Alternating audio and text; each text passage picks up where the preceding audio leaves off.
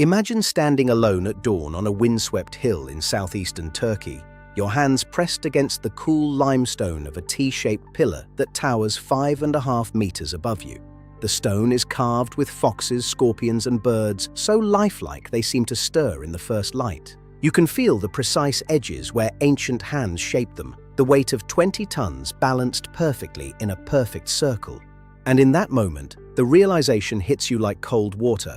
This monumental complex should not exist at all for its era. 11,500 years ago, when the rest of humanity was still moving in small bands of hunter-gatherers with nothing but stone tools and seasonal camps, someone here quarried, transported, and erected these megaliths with a sophistication that feels impossibly advanced. Most ancient sites fit neatly into the textbook story of slow, steady progress after farming began.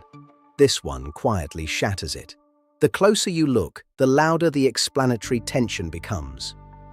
Today, we are opening the explanatory blacklist for the one structure that forces us to question the entire timeline of human civilization. For more than 2 decades now, I have crawled through these enclosures, measured the carvings, and watched mainstream explanations strain under the weight of the physical evidence. I am not a theorist in an office. I am the kind of field worker who has spent years with my hands on these stones, documenting every chisel mark and alignment, while grant-funded models try to tidy them away. And after all that time, one truth stands out. Göbekli Tepe remains the structure that still feels ahead of its time, even after decades of careful excavation.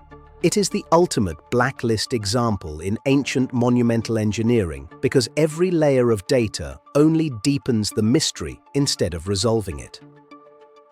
What we are about to examine is not speculation. It is the hard, measurable reality the stones themselves keep forcing us to confront.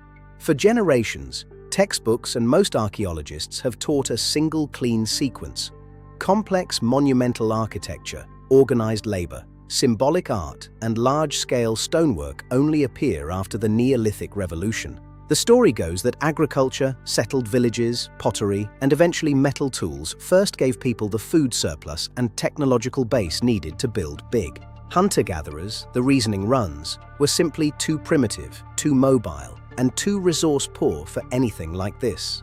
They wandered in small groups following game and wild plants.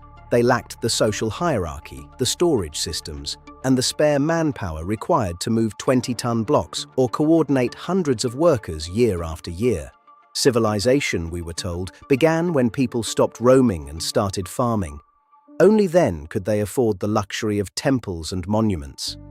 That has been the comfortable narrative, repeated in classrooms and documentaries for decades. Yet right here, carved into the bedrock around 9600 BCE, stands the visually spectacular feature everyone praises: massive T-shaped limestone pillars, some reaching 6 meters tall and weighing between 10 and 20 tons, arranged in precise circles up to 20 meters across.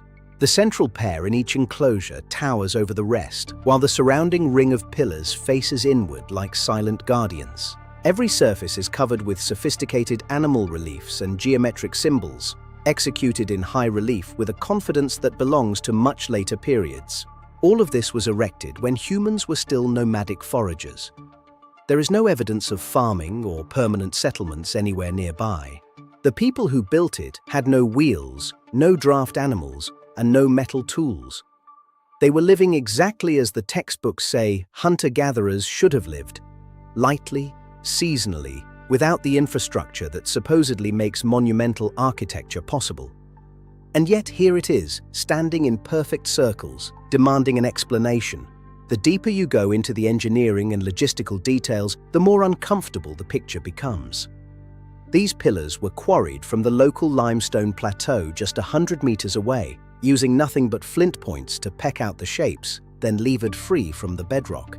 Workers had to transport them uphill without wheels or animals, shape them on site, and erect them with perfect stability inside circular enclosures, whose benches are leveled to within centimeters across the entire diameter.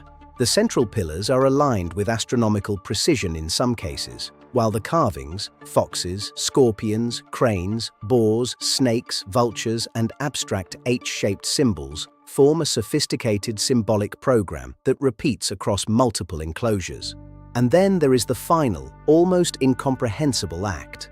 Shortly after construction, the entire complex was deliberately backfilled with thousands of tons of rubble and earth, an operation that required as much organized labor as the building itself. Every one of these steps, quarrying, moving, carving, aligning, and burying, represents a level of planning, coordination, and technical skill that the standard timeline insists should not exist for another 5,000 or 6,000 years. The standard hunter-gatherers with simple tools narrative only solves the postcard view from a distance. Step closer and it collapses under real-world physics and logistics. Moving and erecting a single 20-ton pillar would have required hundreds of coordinated people working for weeks or months. Yet no villages, no storage silos, and no agricultural fields existed to feed or house them. The symbolic program implies shared knowledge, perhaps even a calendar or cosmological system far beyond what small mobile bands are supposed to possess. The geometric precision of the enclosures, perfectly circular walls, level benches, and aligned pillars, demands surveying skills and repeated labor that nomadic groups should never have had the time or organization to achieve. Official explanations gloss over these contradictions by suggesting occasional gatherings or ritual feasts, but the physical scale of the stonework and the repeated pattern of construction, use, and burial simply do not fit the lightweight, low-surplus society we are told existed here. The closer you examine the stones themselves, the more the usual answer feels incomplete.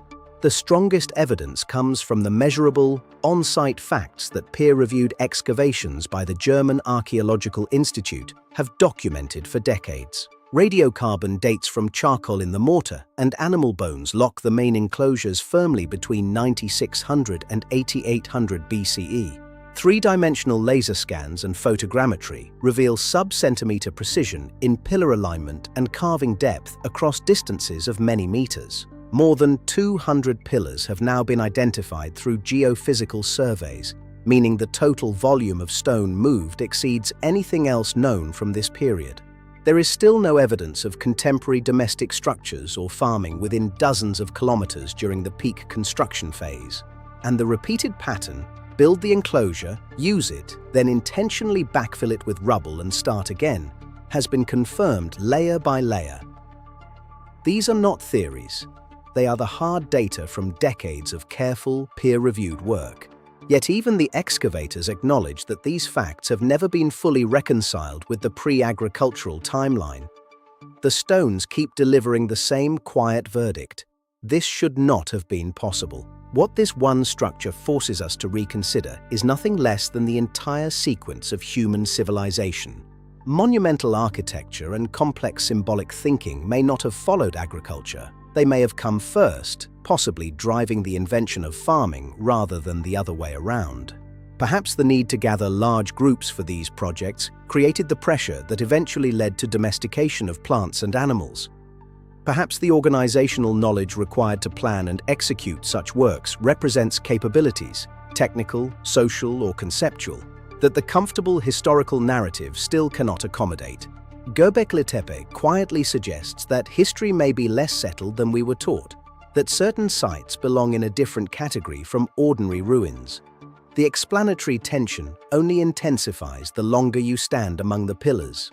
The counterstrike for ancient mysteries is simple. Respect the sites that refuse to fit the simple story instead of forcing flashy modern reconstructions or dismissing the tension. Stop accepting explanations that only work from a distance. When the stones themselves create real logistical or engineering problems that the timeline cannot solve, keep questioning the textbook version. The people who have actually worked with these megaliths, the ones who have measured every millimeter and watched the data accumulate, know the truth. Göbekli Tepe is not an anomaly to be explained away. It is the structure that still feels ahead of its time because the evidence demands it. Stay curious. The next time you stand before a monument that feels too advanced for its era, remember this hill in Turkey. The stones are still speaking.